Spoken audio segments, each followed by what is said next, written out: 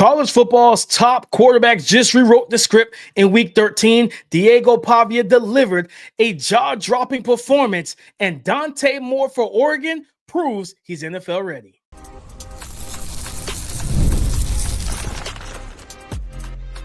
You are Locked On NFL Draft, your daily podcast covering the NFL Draft. Part of the Locked On Podcast Network, your team every day.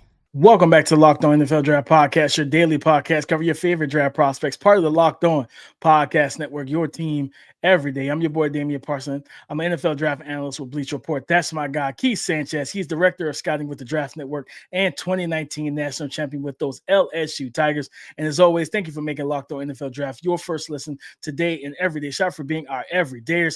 It's time to talk about the most important position in all of sports, the quarterbacks. We're going to talk about QB of the week, those stock rising quarterback performances from week 13 of college football, and then those stock falling performances as well. But before we get into that, today's episode is brought to you by FanDuel. Right now, new customers can bet just $5, and if your bet wins, you'll get $300 back in bonus bets to use freely across the app.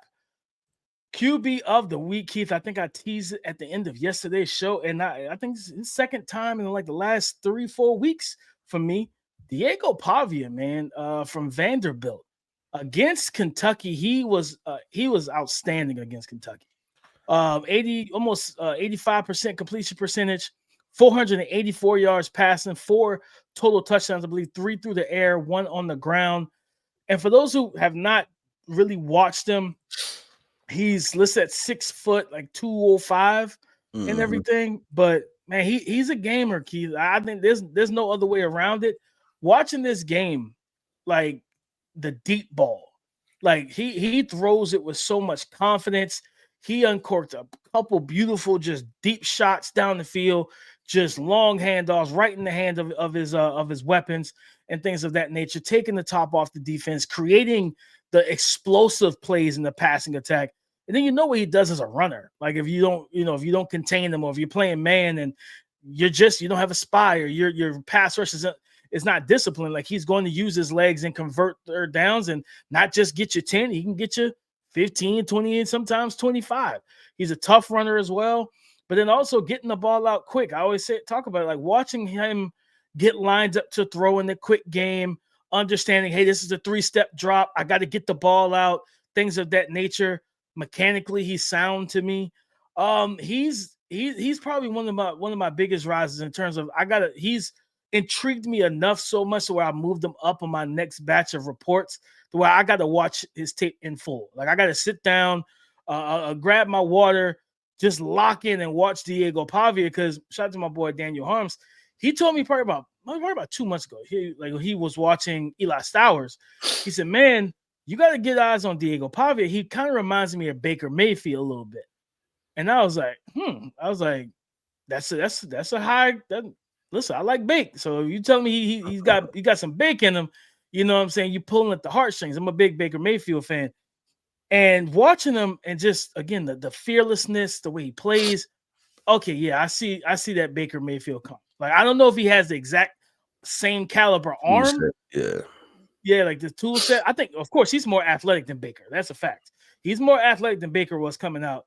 He can really use his legs in the ways that Baker can't in terms of getting out of trouble. Baker's just a bowling ball at quarterback. Baker will fight through contact, run over somebody, run into a head-on collision and get the first down. You know what I mean? Diego Pavia has a little bit more nimbleness to him, a little bit more juice and acceleration to where, you know what? I don't have to do those things because I'm a little bit better athlete, but he's my QB of the week, Keith. And I think like somebody's going to take a gamble on him. Somebody's going to draft him. And I wouldn't be shocked if he's drafted a little bit higher than some people probably thought 5th, 6th round.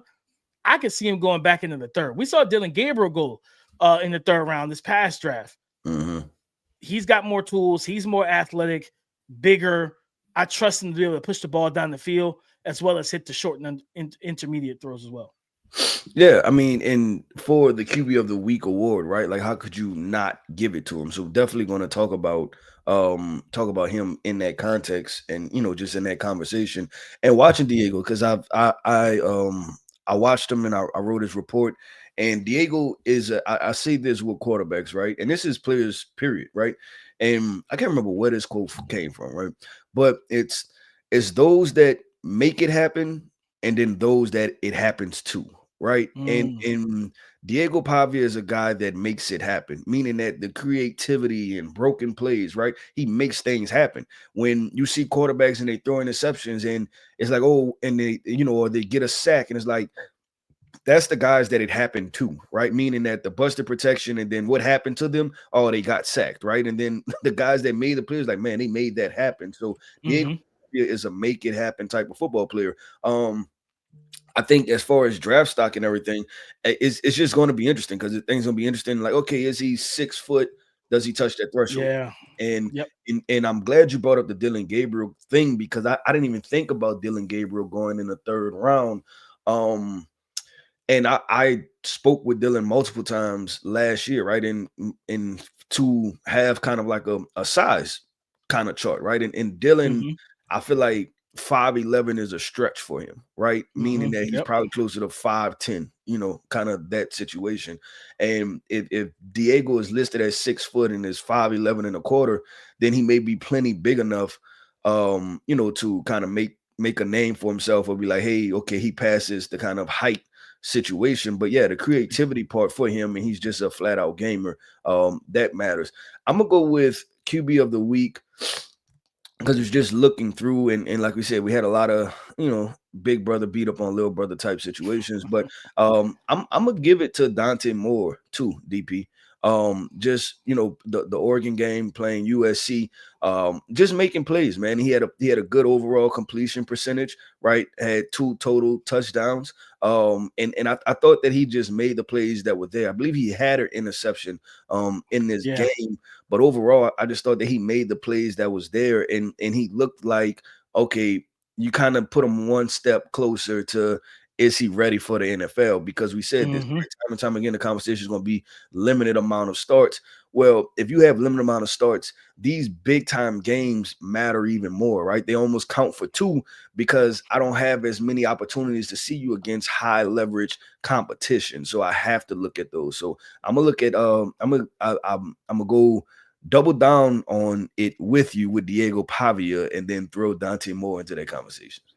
Yeah. Dante Moore played a really good game, man. And when he was under pressure, he had just the trust throws, that seam ball to Kenyon Sadiq between double coverage. Now, don't get me wrong, that's one of those no yes plays where it's like you don't want to throw it to double coverage, but it's the trust in knowing that you're freakish tight end, that he could come down with the ball. And that's exactly what happened. But he had some layered throws that were just really good in terms of anticipation, touch, placement on the ball. Just a really smooth operator, very calm. Doesn't look like he gets rattled and everything. I go back to that Iowa game. That wasn't a good game for him, like against Iowa defense. But like Fernando Mendoza, late in that game, he had one of the best throws in the game. Was late in the game, down the right sideline against one-on-one coverage, and he drops it in the bucket to put them in range to win that game.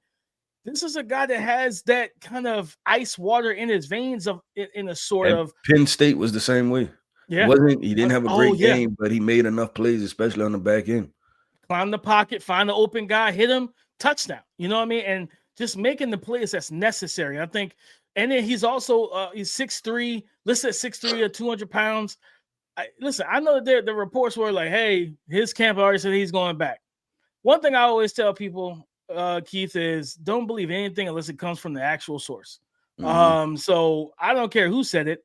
I'm not believing until he says it, right? Yeah. What Archie Manning said. Arch Manning is going back to college in the preseason. Arch came out and said, I don't know where he got that from. Like, that's his granddad. I don't know where he got that from. I have not made a comment on my intentions and everything. Now, does Arch probably go back? Yeah, because it's been a kind of an uneven season for him as a first-year starter. But if Arch was lighting it up all season and solidified himself as QB1, Arch is out of here. Like, I don't care what the man – I don't care. Like, no, I'll wait for the source. And Dante Moore looks like a guy that is ready to play in the NFL. He has the accuracy, the ball placement. I like his arm. The decision making is there. Like, and again, even similar to Fernando Mendoza, even when they make a mistake, he threw a pick. He fumbled a snap, which ended up putting them in like a 3rd and long, or I think it was 3rd down and made it a 4th and long and had to punt. Even when he makes those mistakes, he still comes right back and makes the right decisions. He doesn't sulk. His head doesn't hang. He stays calm, cool, and collected, man. Yeah, and Oregon's in the playoffs. They're in the playoff. They don't have to play a championship game. They don't have to worry about it. They're going to the CFP. And this is an opportunity for him to hit the ground running in basically a new season in the CFP. And if you make that run and ball out, anything's possible for him. Yep, 100% with DP. Let's do this, man. Let's continue this conversation of high-level quarterback play from the 2026 NFL Draft prospects from this past weekend with our next segment as we continue to talk about those stock rising QB performances. Let's talk about that coming up next. Today's episode is brought to you by FanDuel, America's #1 sportsbook. The NBA is back, and there's no better place to get in on the action than with FanDuel, the official sports betting partner of the NBA. Even if you missed the start of a game or you want to ride that hot hand, FanDuel has live bets on everything from who will score next to 4th quarter comebacks. Plus, you can even combine your live bets into a same-game parlay for a shot at a bigger payout. And it keeps every game even more exciting, especially when your team is making that late game 4th quarter push to a victory. Right now, FanDuel is giving new customers $300 back in bonus bets when your first $5 bet wins. So head to FanDuel.com right now to sign up and play your game with FanDuel, the official sports betting partner of the NBA. Stock rising quarterback performances from week 13 of college football. Keith, I know that this young man did not have. Oh, yeah, go ahead. No, I wanted to jump in real quick, and I wanted to talk about the quarterback on the other side of this. Oregon. I was just about to do the same thing. Okay, there we go. Hey, they say great minds think alike, baby. Let's do it. I was just about to do the same thing. Let's get into Jayden Maiava. Because first of all, we mentioned a couple times on the podcast, and I believe on a Friday show we told our everydayers over here at Locked On NFL Draft, pay attention to this young man and watch him, see if because he has the tools as far as listed as 6'3", 6'4", 200+ pounds, good arm, mobility, things like that. This type of performance at Oregon, packed crowd, college game day, everybody watching. You're kind of fighting for your playoff hopes, right, in this football game, right? I want to ask you, what was your takeaways from Jayden Maiava? Man, my takeaways is that I really like this kid's game. The numbers weren't outstanding. I think it was like 58% completion percentage you finished with. 100%. 25 for 43, 58% completion percentage, like you said, Keith. 306 through the air, 3 touchdowns. He did have 2 picks. He was strip sacked. He had a fumble in this game as well. But I think a lot of that is also due to the fact that Lincoln Riley it's almost like they forced the ball to Makai Lemon.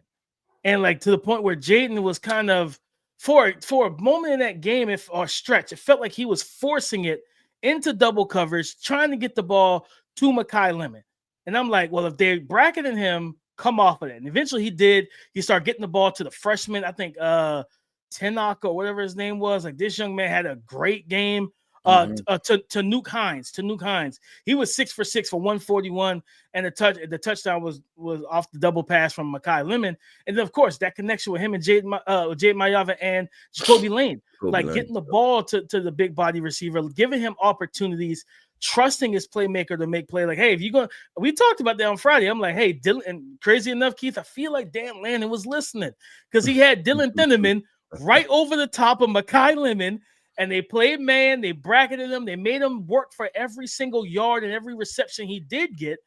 And then they left the number 4, the tall, long limb corner on the island with Jacoby Lane. That's exactly what they did. And Jacoby, won that matchup more times than not. But I think for Jake, the arm talent's there. He's listed at 6'4", 220. He's mobile, even though he doesn't use his legs a lot. But when he needs to, he's effective at it.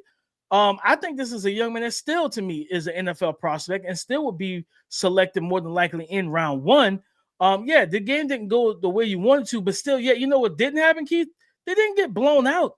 And this game could have gotten out of hand multiple times when Oregon, the punt return for a touchdown, when they turned the ball over and Oregon scored. I'm like, oh man, like this might get out of hand. And Jayden Maiava just kept punching.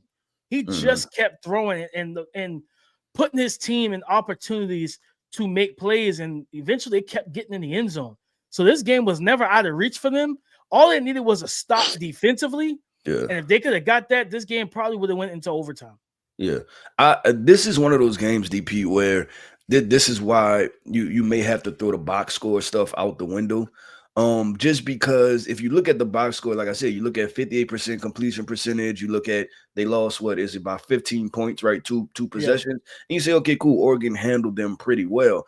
And there were certain elements to where they did, but it wasn't necessarily just Jayden Maiava got handled, right? I thought that this was a clear discrepancy between a team that was a first tier talent team, right? A team that went and got trenches and they went in, transfer portal and got this and got that, and a well-rounded football team versus a team that knows how to win one way. Right, like they win one way, and then you had a team that can win multiple ways. You had a team that they had zero run game; they couldn't run the ball along. You talk about the three phases of football, right? Offense, defense, and special teams. You feel like Oregon had all of it. You feel like USC, like defense, probably not. Special teams, they gave up what they gave up, right? And then offense, and they missed like 2 field goals, I think, in that game too. Yeah, and they missed 2 field goals, right? So then you like offense. So they probably hit on 1 of the 3, and then Oregon was a team that hit on 3 of 3. But I looked at Jayden and I was like, man, I'm like this. I think this young man can play football, and I don't mind these type of matchups and situations because, and for our listeners, let's look at it on the other side of the coin, right? When you have some of these quarterbacks, I'm talking about the heyday of these players, right? Some of these quarterbacks that have come out of the programs like Alabama and Georgia, when they have great offensive line, great running backs, great wide receivers, great tight ends, great defense, you see them in the very best possible situation that you will ever see them in, right? And then when they get to the NFL, they're probably put in the worst situation that they've been in probably since maybe the 4th, 5th grade, right? Like it's been that long since they have not played on the best team because they probably played on the best team in high school, right? And so now, like with these situations, when you get a quarterback that doesn't necessarily come from the best program, you see, okay, that's the little warts, you know what I'm saying? Or this what he may look like with a dysfunctional franchise, right? And okay, what do we need to put around him? And I even go to like a Bryce Young, right? I've always felt that Bryce Young was an NFL quarterback. I've never felt that Bryce Young could be a top 5 NFL quarterback. I always thought that he would float around that 10-ish type range, right? Like he can fall anywhere from 8 to 9 to 12 to 13, right? Like that was always his range as far as quarterback play. He came into the league, didn't play well at all. He had no weapons. He had no, like, it wasn't a Cam Newton situation where he's going to throw to Jericho Cotchery and lead again to the Super Bowl, right? This wasn't going to happen. But you get him a Xavier Legette, you get him a Tator McMillan, then now he's itching himself closer and closer to that QB 11, QB 12 type of range. And so those type of performances, like I said, from Jayden Maiava, you don't mind them because I see the talent. He made a couple mistakes, but I thought it was him forcing. I thought him feeling like, yo, we got to score. We got to score every single time 100%. To keep up with those guys. So because you can't not be able to run the ball, Keith. What did that let Oregon do? Play too high. Oregon said, we're not letting you get. Now they still were able to find some moments and spots where they got down the field and created some explosives. But for the most part, Oregon wasn't letting that happen. They weren't letting Mekhi Lemon beat them over the top. They weren't letting Jacoby Lane consistently beat them over the top. Like, they weren't going to let that happen. You know why? Because you couldn't run the ball. Like, in this game, USC ran the ball 27 times for 65 total yards, 2.4 yards per rush. You want to know who their leading rusher was? Jayden Maiava with 25 yards. Like, total different. Dante Moore, Noah Whittington had 106 by himself in this game for Oregon, right? So you talk about being able to, like, even with the interception, right? Like, what do we see? Like, good coaches, if your quarterback throws a pick, you don't want them going right back out and having to try and flush that themselves. You run the ball, kind of get them to settle in a little bit after the turnover. Then you get back to it. Guess who? Like, Dante Moore could do that. Jayden Maiava could not. Like, he had to go right back out there after the interception and had to play off of that. Yeah, and it seemed like in this game, and this is not making a bunch of excuses just solely for Jayden Maiava, right? But just kind of explaining the context of what we've seen or how we feel about it. It seemed like every down was 3rd and long, right? And what I mean by that is that the approach from the Oregon's defensive coordinator, right, was that y'all are probably passing the football. So I'm going to put these guys in coverage. I can, do different twists and stunts up front. Those type of different things. Like, y'all are probably passing the football. So tendency-wise, I'm going to call these specific plays. You kind of get what I'm saying? Like he can approach it was true drop back sets all 4 quarters. Yeah. All 4 quarters. 100%. Keith, I want to throw out one more name real quick before we transition. And I got to give him love. Carson Beck, man, against Va-Tech. And we know Va-Tech got, James Franklin coming in to kind of change the tempo and temperature for that program. Happy for James Franklin. Happy for Va-Tech. Carson Beck was 27-32, 84% completion percentage, 320 yards passing, 4 passing touchdowns. Carson Beck is not going to be the guy that's going to move the needle for a lot of people. But at the end of the day, Keith, he's the type. I'm going to tell you what he is. He's the type of quarterback that Kyle Shanahan wants in terms of experience. You can be a game manager. You can make the throws we need you to make, right? We have the weapons around you. You're going to be able to get the ball to those weapons. Play point guard. Instead of, like, if the San Francisco 49ers needed a quarterback, not saying he would draft them top in the first round, but the second round, you can see a Carson Beck playing in that offense, under center, run game, bootleg action, hit the underneath stuff. Take what the play call and the defense gives you and don't stress too much more other than that. And I think just with him, he's a game manager. He's a game manager, point guard style quarterback. He is Jared Goff. Jared Goff is a high-end game manager. You put Jared Goff in some inclement weathers and stuff, that can go south for Jared Goff. You know what I mean? But you put him in that dome with Amari St. Brown, Jamaica Gibbs, and Dante, David Montgomery and Jamison Williams and Sam Laporta. He's out there slinging the rock, man. So I still like Carson Beck for what he is. And I think in the right situation, some team could view him as a franchise quarterback if you put him in the right spot.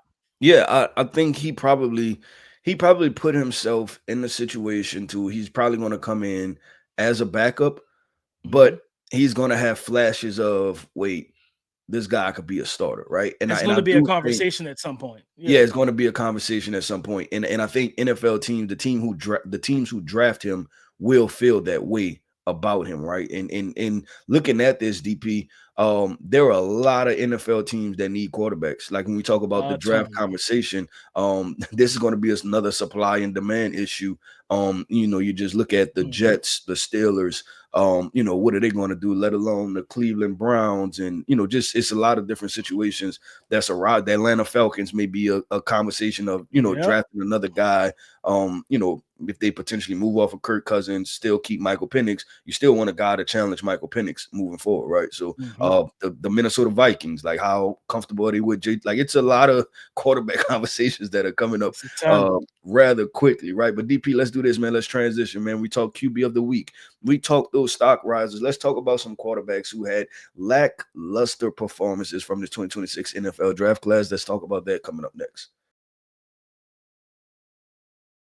I'm Cody Rourke from Locked On Broncos, and this episode is brought to you by Peloton. Peloton is shaping the future of fitness with the brand new Peloton cross-training Tread Plus, powered by Peloton IQ. This is Peloton's most advanced equipment yet, giving you real-time guidance and endless ways to move, whether you're running, lifting, or you're cross-training with your favorite instructors like Alex Toussaint. It's training reimagined to make your workout more personal. Peloton is built for breakthroughs. With features that help you plan, stay motivated, and hit peak performance, you can let yourself run, lift, flex, and go, while Peloton handles all the rest. Plus, Peloton IQ provides real-time strength coaching, tracking your progress and suggesting weights that challenge you so you can get stronger. Plus, the new movement tracking camera, it counts your reps and corrects your form in real time, making sure every rep is safer and smarter.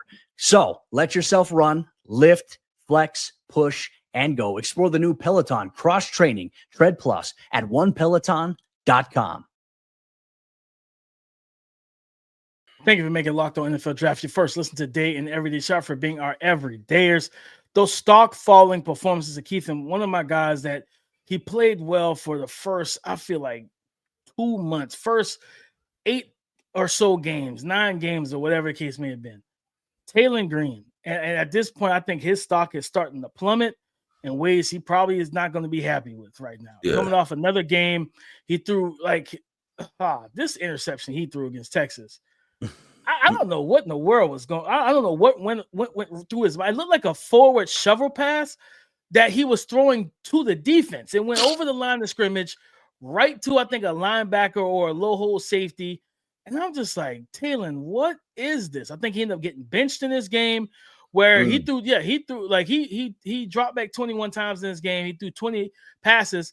And then he was on the bench after that. And then KJ Jackson came in. He threw 20. He dropped back 32 times, threw 29 passes and everything. And he threw a touchdown. Taylen Green was 10 of 20, 50% completion percentage, 118 yards, passing, 0 touchdowns, and 1 interception in this game. And everything. He had a rushing touchdown still. But this is a guy like right now. And some of it is due to the fact of, hey, he was put in a position all season. We talked about it. Their defense, and what I've been saying, Keith, Arch was going to light them up like New Year's, and he did just that. Otherwise, they have touchdowns. They have the worst defense in college football. Like, it is absolutely abysmal. And you lost games. I think Taylen Green put up, him in the offense put up 42. You allowed 45 to Texas A&M, right? Like, Trinidad Chambliss in his first start beat you. You didn't even know who he was. You know what I mean? He never played SEC football. And this man came out there and just like walked all over you and did what he had to do.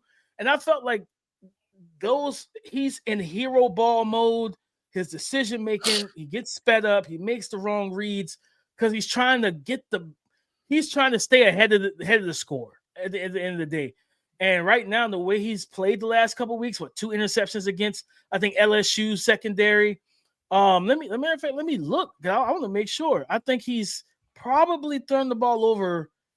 Yeah. So I would say last 4 games.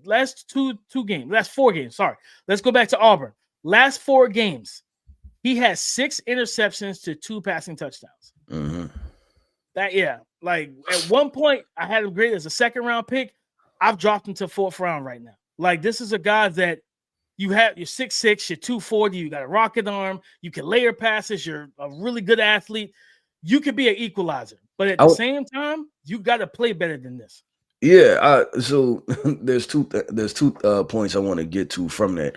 One, you started to go that way, DP, and I think this is exactly what it is. Taylen Green is tired.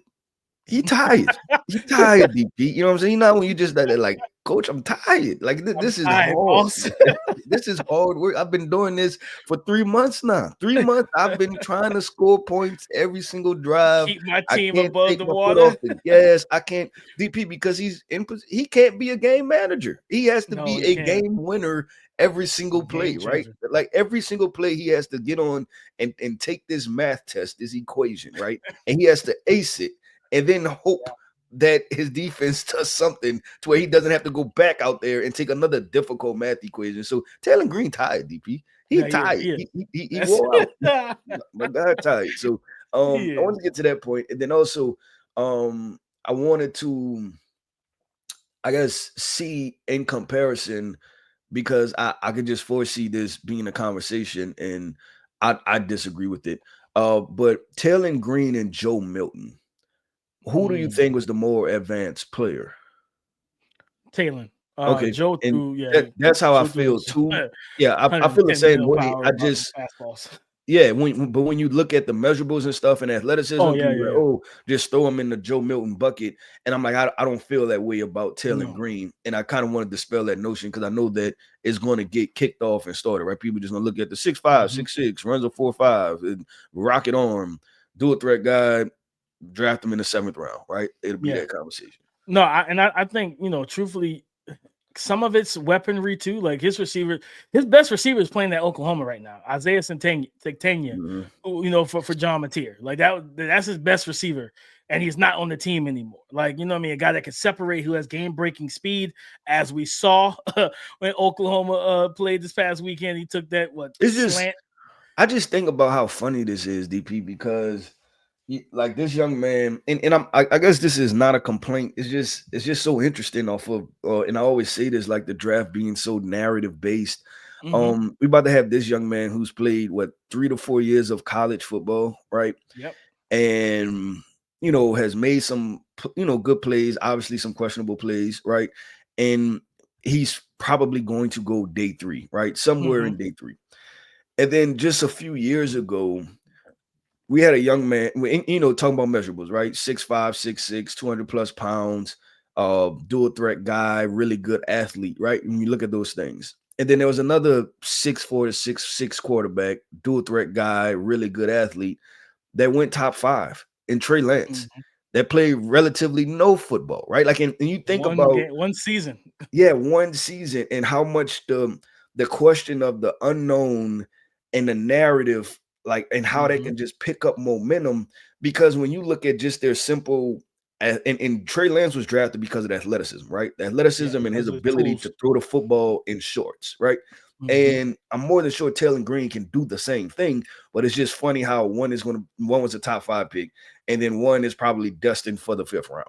Like he got to go to, like, I hope he gets invited to Mobile or the Shrine. He needs to go to one of these All-Star games and get away from Arkansas. Like, head coach got fired. Like, the receivers are okay. They're not great.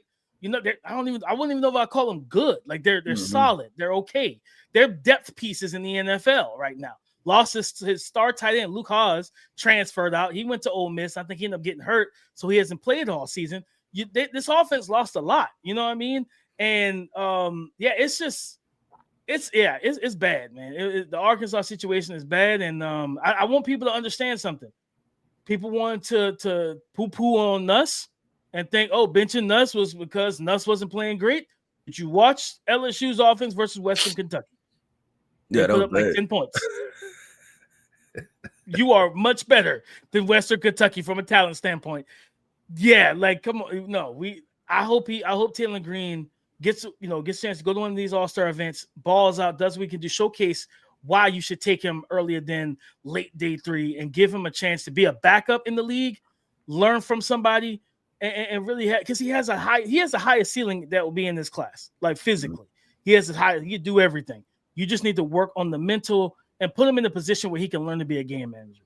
Yep, I agree. Well, DP, that wraps up another episode, man, of the Locked On NFL Draft Podcast. I want to end this podcast off by saying shout out to our everydayers. Thank you for tapping in with us each and every single day. I am Keith Sanchez. You can find me on X at The Talent Code. That right there is my guy, my co-host, Mr. Damian Parson. You can find him on X at DP_NFL. Like we like to say, man, y'all come talk to us because we like to talk back. Go subscribe and follow for free on YouTube, wherever you listen to podcasts, to get the latest episode as soon as it is available. Coming up on tomorrow's show is going to be Watch the Tape Wednesday. Talk about 3 players, pick them out, watch the tape, and bring you the scouting notes. We'll talk about that on tomorrow's show. So come join the conversation again tomorrow on the Locked On Podcast Network, your team every day.